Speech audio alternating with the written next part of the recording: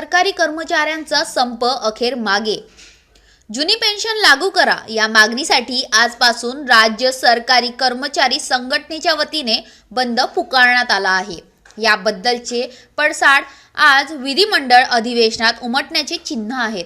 तसेच महाराष्ट्रात गेल्या काही दिवसापासून कांदा निर्यात, साखर, इथेनॉल आणि दूध प्रश्न उद्भवला आहे।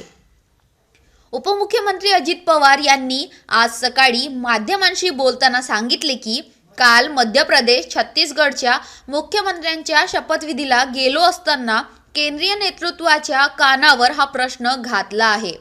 त्या संदर्भात उद्या केंद्रीय गृहमंत्री अमित शाह यांच्यासह बैठक होणार असल्याचे त्यांनी सांगितले।